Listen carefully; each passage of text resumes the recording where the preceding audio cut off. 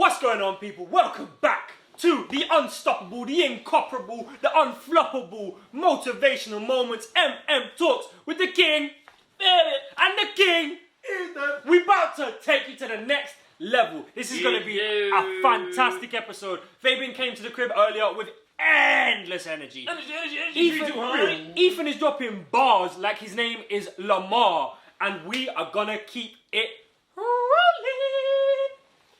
Little bit of a sound warning for anybody with the headphones. We're going to go up and down. The energy is crazy. We had coffee. It's good times. It's good vibes. Vibes in. So the topic for today, guys. Is What? Okay. We've had two mixed reviewed albums drop in very, very recently. One by Ye, one by the certified lover boy, Drizzy, all the way from the 6. And we have mixed reviews and then we're not sure how we feel about them. So we said... No controversy. No controversy. We don't know who did whose wife. Whoa! That's a flag on the play. That's a flag on the play.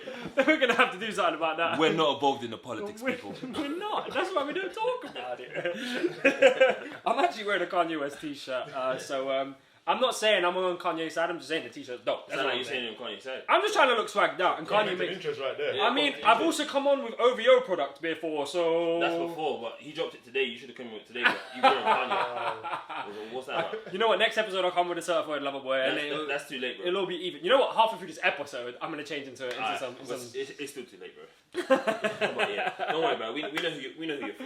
I'm just trying to shine, you know. I'm just trying to shine, and I think I'm doing a half decent job. So the topic for today is if we were to make an album, if you were to make your own standalone album, who would be that one feature, that key feature that you would have on your album? Who's taking it from down here to up there?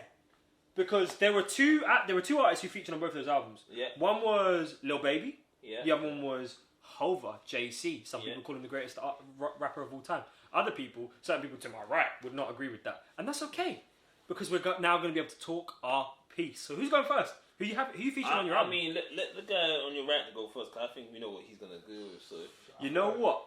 I'm ready for this one. This is going to be exciting. So I'm just going to stand up very quickly so the camera can see what's going on in this t-shirt right here. So I am wearing a Kung Fu Kenny t-shirt in a comic book style. Mm-hmm. But that's not who I'm going for. That's not who I'm starting off the podcast with. My feature artist, on the 3rd of September, dropped the best album by far. Oh, by far. And it's not Drake. Nope. And it's not Duckworth either. I'm sorry, Duckworth, I love you, but shout out to you. But it wasn't it. No, it was it, but it wasn't as good as this one. This one is... I feel like Duckworth caught a stray. Huh? It's caught a stray. I really enjoyed Duckworth album, but the person I'm about to talk about had a better album. It's the way you more said original album. It's the way you said it. You just said, because you said it's not Drake, and you said it's not Duckworth, and it was like, wait a minute, what happened to me here? This is, in my opinion, top 2 UK rapper, and might not be 2. Lil Sims. Ooh, lyrics. An actor, a rapper, one of my favourite rappers in the last 10 years easily, tuning her craft over and over. Grey Area was a fantastic album, and now what she dropped today, I actually have completely forgotten the name of the album, was amazing. I've listened to half of it. It is completely original. It feels new. It feels fresh.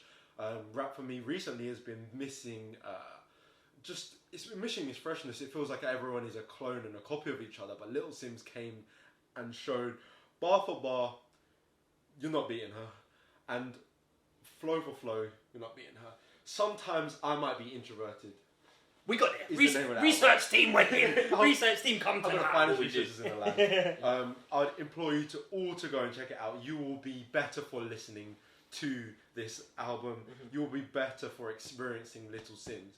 Little Sims can flow over any single beat, as demonstrated by working with the Gorillas when she was like 17 or 18, all the way up to just bodying beat after beat after beat after beat after beat after beat after beat after beat. Let's go. I would want her to maybe co-write the album with me, because I just want to work with Little Sims a lot. I think she's incredibly cool and she can act as well. Shout out to Top Boy. Yeah.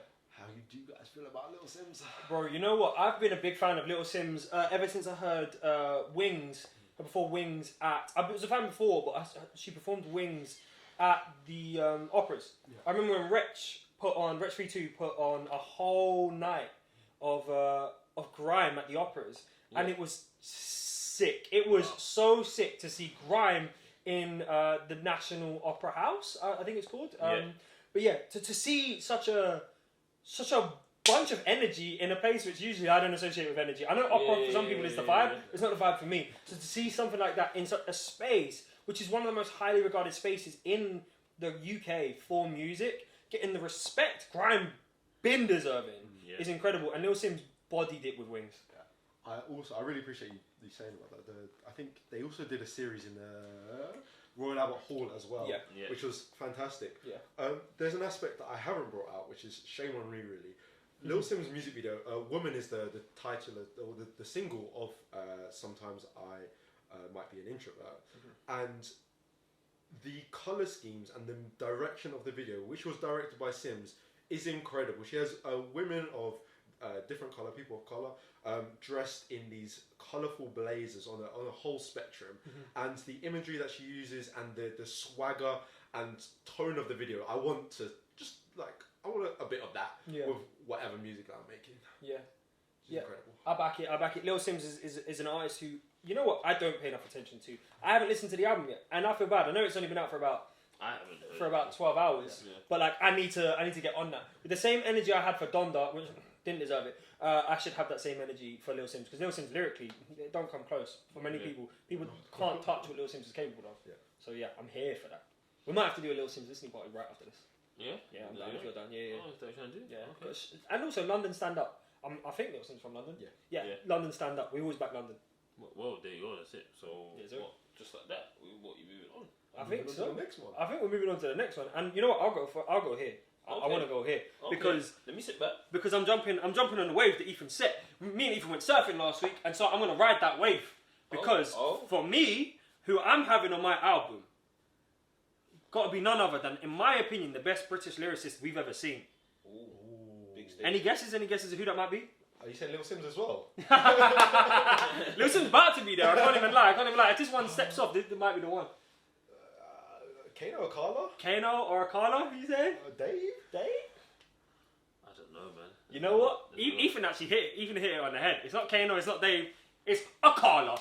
Mr. Fire in the Booth himself. If you haven't seen Akala's Fire in the Booth, you need to do some research. Go on YouTube immediately. Well, you're on YouTube because you're watching this. And go next. Type in the search bar. Don't hit search it because finish the episode. But type in the search bar, Akala Fire in the Booth. And there is a 45-minute super clip of episodes 1, 2, 3, 4 of his 4 editions of Fire in the Booth. Mad.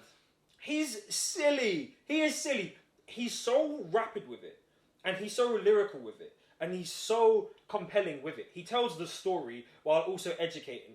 I learn more from listening to Akala rap than I did from going to school. That's the genuine truth. But not only that, he will drop. The main reason why I'm having Akala on the album is because halfway through the album, Akala is going to do what's it called in the middle of the interlude. An interlude. Yeah. So Akala's going to do a 5-minute interlude, and it's just going to be knowledge. He's just going to be speaking. He's just going to be talking. He's not going to be flowing. He's just going to be speaking. There's going to be a real light beat in the background, really light and slow beat in the background, and he's just going to be talking about whatever Akala wants to talk about. Because that man compels me. Whenever he talks, I listen. So that's the first thing. But 2, he has educated so many people on so many things. I would love that to go at an even farther scale. Akala hasn't broken the US, but you know what? After this album that he's dropping with me, he's going to break the US. People are going to lose it. I remember watching Akala in the Oxford debates. He did a debate. I can't even remember with who it was with, but he bodied all of them. And I would like that same kind of energy to come through on my album. Just education, information, but also unstoppable intimidation. It was a very, very good choice. Yeah, I'm completely with you on that. Akala is someone who a niche amount of people know and are really aware of, but if more people were aware of his talks and the words and experienced him, I think the world would genuinely be a better and more considerate 100%. place from having listened to him. Yeah. He has a book called Natives that I would implore anyone to read, particularly if you are based in Britain. He is continually educating. You cannot stand up to this man in debate, as he showed to Tommy Robinson and a number of other people, by just completely finishing them with facts and his impressive dialogue Yeah. and vocabulary. 100%. Yeah. 100%. Now, before we get to Fabian's point, which is Oh, gonna be unstoppable, we're what? gonna go to Fabian's 5 minutes of. Say what? You're with the chef Fabian here. He said, Fabian. On the mic, you know, because it's the album week. Yes, sir. I like that. Let's go. So last week we spoke about what our favourite fruits are. And Okay. in the discussion of fruits, we spoke about grapes being a great snack. Yes. And if our avid listeners remember, we then said next episode we're going to talk about generally what is our favourite snack. Alright. What is it? What's the favourite snack? What you doing? What you eating for that quick munch? That real quick munch that you need to get just. What is it?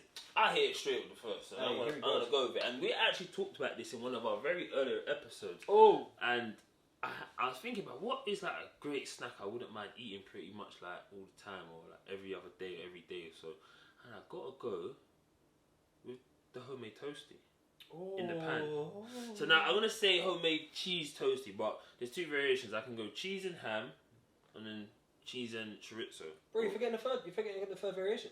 No, you're just You're forgetting cheese and marmite, the mousetrap. That's not my variation. Native to Australia, bro, your homeland. No. What are we doing here? No. They don't eat it over there, trust me. No, that's a lie. We've got Australian listeners. We know from the data. They don't eat it over there. Get back to us. Let us know. Cool. I'm gonna say my Aussie family listens to this right now. He said it. Yeah, You're I'm gonna tell rip the you, numbers. Yeah, please go out to your whole circle out there and tell me how many of them eat cheese and marmite toasty. I bet you're gonna come up with 100%. Nah, they're gonna say only the dog eats that. No one eats that. Oh, don't do me like that, Yeah, bro. that's what I'm gonna say. No one eats marmite like that. So yeah, so I'm gonna go with the toasty. So I just think it's a great way, you know, putting that bar around the side, getting it nice and crisp on the outside, and then biting into it, and you get that nice stringy cheese from it. Yeah, great. Little spice from the chorizo if you want to do that way, or just the cheese for, you know, the stuff on a lot of brothers and sisters out there get you.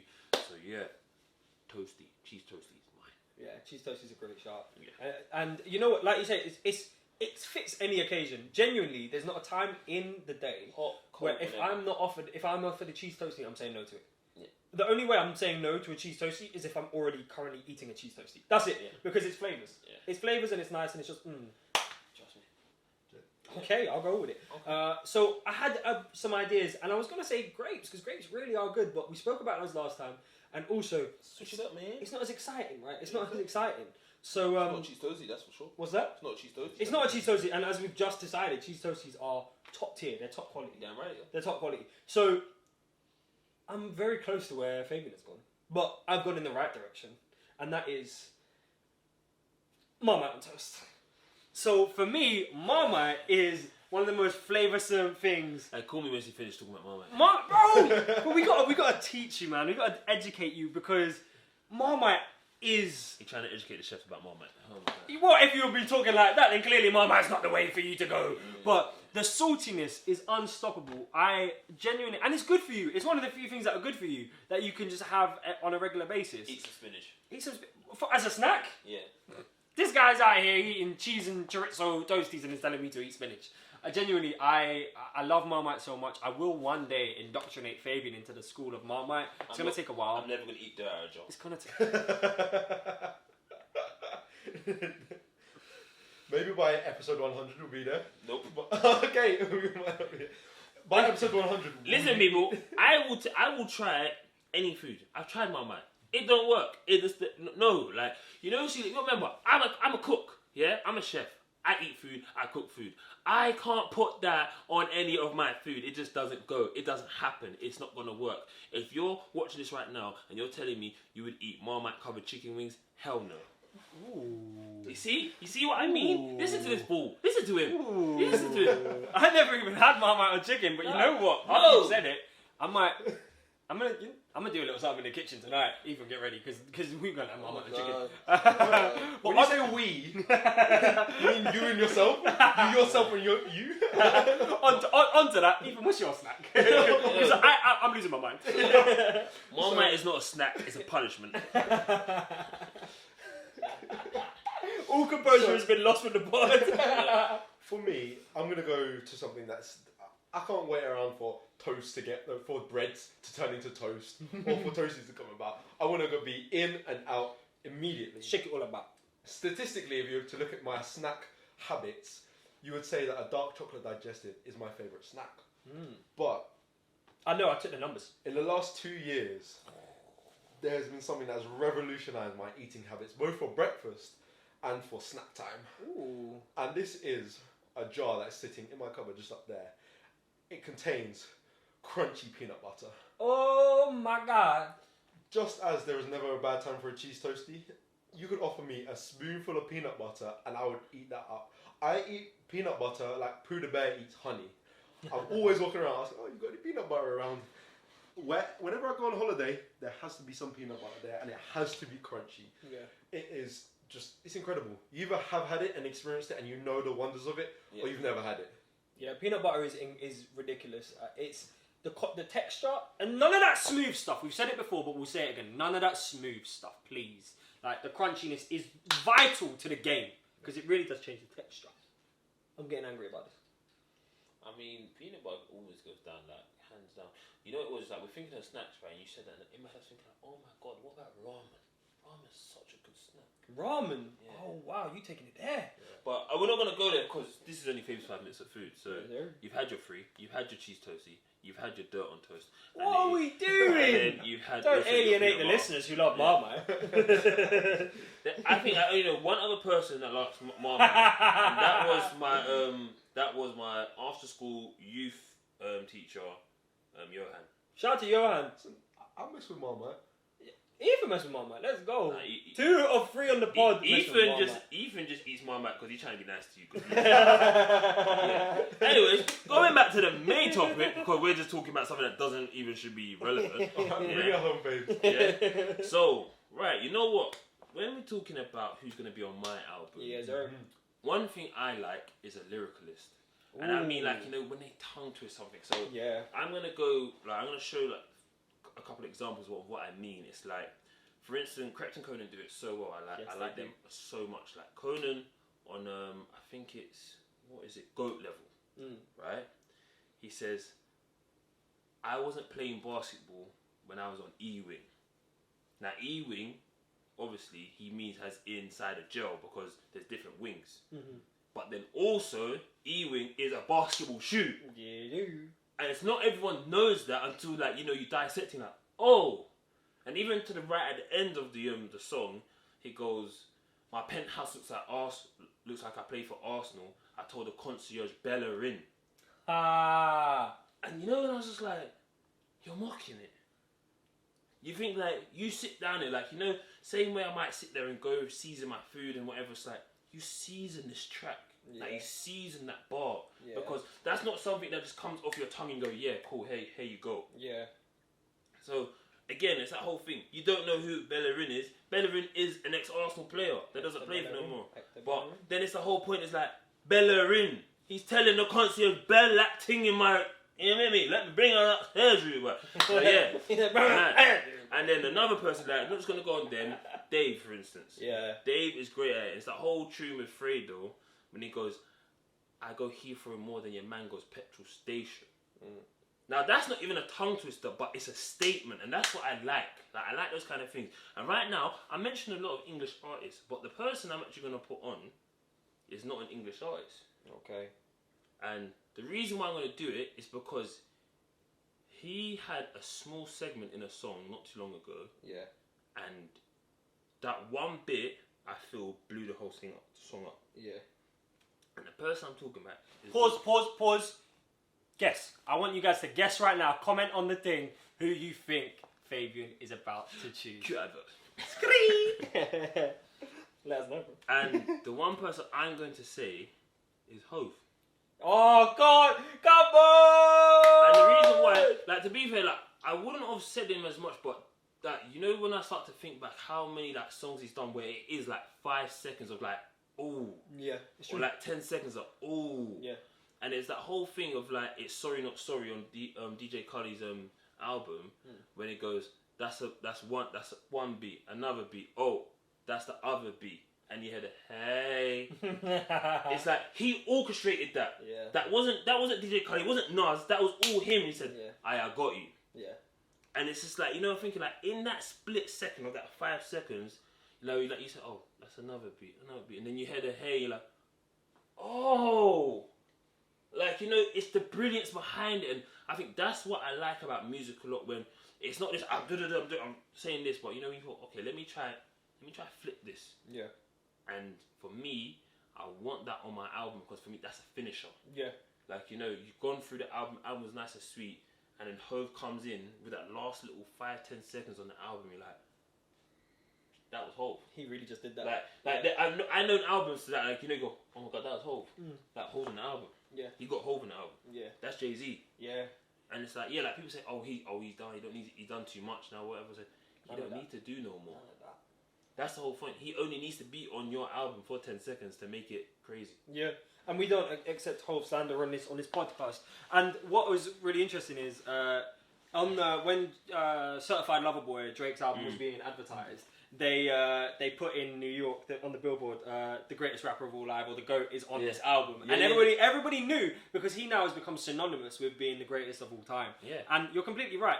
Donda is a meh album for me. It's okay. There's some bits that I like, but my favorite feature on Donda is Jay-Z's 45 seconds, where he doesn't even drop lyricism, he doesn't even drop craziness, but he does have that energy, that Jay-Z energy, where he has a mic drop. He just has a mic drop. I don't know how, he just constantly does it. And that's what, you know, that is how I say it. It's like when he goes on albums, he delivers a mic drop. Yeah, for just real. like that. For real. It's like literally what I'm describing there it's a mic drop. Yeah. Because there's no one that can't tell me, after his verse there, the song couldn't have finished. Because if it just finished on beat going, hey, boom. Perfect. Just boom. Yeah. I'm with it. Yeah. Jay, drop the next album, man. This is a. I mean, don't drop the album. Just keep giving us crazy features, bro. Like, make an album of just all your little 45-second clips. Yeah, I'm here for that. You know, I'm actually here for that. Ethan's feeling some kind of way. See, this is a positive podcast. Yeah, sir. The last two features of Jay-Z have just been him saying words that don't mean nothing. If we're really talking about GOATs on tracks, We're not doing that. We're bigging up Jay because Jay's on the thing. We're saying Jay's the guy. okay, shout out to Jay-Z. Fantastic career. 444 was a fantastic album. He made a lot of brilliant music. Yeah. Just to clarify what Ethan's trying to say there also is that, okay, he's not really saying much, but isn't that even more crazy to make it hit? What? Yeah, it's true actually. Wait. None of those two songs are hits. Let's be clear about it. Jail is a hit. No, Jail is a hit. But Jail is a None hit. of those two songs are Jail hits. is a hit. Okay, no. Okay, you can be perfectly right and saying it might not be a hit, but it's not because of Jay. It's not because of Hove. Jay-Z, if Jay-Z wasn't on either of those two songs, they'd be worse songs. This is what I'm saying though. This is what literally I'm putting up. The fact that a guy can come on and go, that's a B, that's the other B, and there's another B. Like you said, he just said the same word 3 times. And made it a hit. Yeah. Tell me another artist to do that. Tell me another artist to do that. No, we just agreed that it wasn't a hit, no. but it was a better because But that's the thing. He made it the hit. Listen, Like you're saying, you're like you're saying. We're not saying Kendrick's not a guy. We're not doing that. Like you're saying, if Jay-Z wasn't on there, it wouldn't be known as a song. That's what we're saying. If Jay-Z wasn't on the song, it wouldn't be known as a song. For which one? Huh? Sorry. I'm not debating. Sorry. I'm not debating. There we go. And that's literally what I'm saying. I'm not talking about what he's done recently, because even though we're like talking about like Drake's new album that just come out. Yeah. Oh, question. Yeah. Real quick one. Which version of Jay would you want on your feature? Oh, that's a good question. Is it Young Jay? Is it Inogu Jay? Continue, sorry. No, you go. Yeah. Is it? So are we talking the Blueprint? Are we talking halfway through when he was in Blueprint 3? Like, I'd want him probably Watch the Throne Jay? just after Watch the Throne. Oh, yeah, that's a good Jay. Yeah, Watch the Throne Jay. That's when I think he's like he's at his peak. Yeah. bang. Like, you know, like he's done all the blueprints. Yeah. Watch the Thrones come through, and it's like, now I know I'm the guy. Yeah. I feel like just after Watch the Throne was when he took the throne. Yeah. It's like, because before that, people were talking about Tupac, Biggie. People were still talking about Nas. They were like, oh, no, Nas is better than Jay. But after Watch the Throne, it was like, there's nothing this man hasn't Who done. gonna stop me? For real! Welcome to the jungle, world! Yeah. He said, this is my kingdom now. And he's for real on that. He's for real on that. And he brought through one of the greatest producers. What? But like, if you look at the albums that we've all seen come through recently, the Drake, the Certified Lover Boy, right? On one of the billboards, Drake literally says, "I got signed by this guy. This guy brought me into the game. Yeah. Like, without him, we don't have Drake, who is probably the most prolific hit maker of all time. Right? We also then don't have Ye, who is one of the most prolific producers of all time. Jay put those two guys up there. But that's like I said, that's what I'm saying is like he's done all of that, but it's the whole thing. For instance, let's take it closer to home. Yeah. Stormzy going to go see Drake. Yeah. Like just before he does Glastonbury. Yeah. You know, it's like, not Drake, say Jay-Z. Yeah, it's yeah, like, we know. it's like, hold on, what? Mm. He's not done anything, but he knows, like, yeah, man, I'm gonna just tell you, like, this is what you do, man. It's like, that's it. And that's my thing is, it's like I completely get is like the tunes he might have gone on might not be that great, but it's the whole thing, like we're saying, he can go on a tune which is completely not even doing anything and make it. Yeah. And he has an undoubtable presence on every single song. That's what I'm gonna say. Like with this college lover boy, right? Is the fact of I didn't even hear Jay-Z's track yet, right? But it's all over Insta. Yeah. So I just knew I need to listen to it. I just need to hear what he's saying. Yeah. And it could be blah blah blah blah blah, but I need to hear it because you know the way he delivers it. Yeah. He could literally say, "I'm the deadest rapper of all time," but make it drop. Yeah, that's what he is. Like he could say, like they say, "I'm the deadest rapper of all time," and B comes on and says something crazy. I was speaking to Jen about it yesterday or even this morning. Yeah. I was like, Jay being on it brings a level of comfort to everyone. Exactly. They know what they're gonna get, Exactly. and it's at least a very good standard. Yeah. And you know what I'm gonna say, and I think it wraps up Jay quite nicely. Is in The Godfather, right? We see 3 dons in The Godfather. We see Marlon Brando plays the Godfather, and he's the original. He's Vito Corleone, right? Yeah. He's Don Corleone, and he built the empire, right? Yeah. And those are the forefathers. They're before Jay. They built that stuff before Jay, right? And then you see Sonny, and Sonny's the wartime Godfather, and he's not good. He gets gunned down. He gets gunned down in the street because he wasn't about it. And then you see Al Pacino, Michael Corleone step up into it, and he just becomes a Godfather. He's comfortable, and this is what I think Jay did. Jay stepped up into it. He sat in that leather sofa, and he said, "It's all good. I got the game. The game is safe in my hands." And that's what I feel like he's done for the past 10, 15 years. He said, "The game is safe in my hands," and we've seen it be. And on that note, as you can see, Ethan agrees that Jay-Z is the greatest rapper of all time.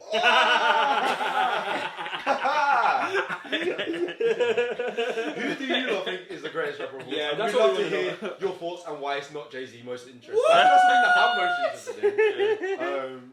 It's been a fantastic episode. Yeah. Speaking about favourite snacks. Yep. Snacks, And we've been speaking about who we'd have as a feature artist. Yep. Who's had the best feature of this year? That's a great Who do question. you guys have as a feature artist? Any final words?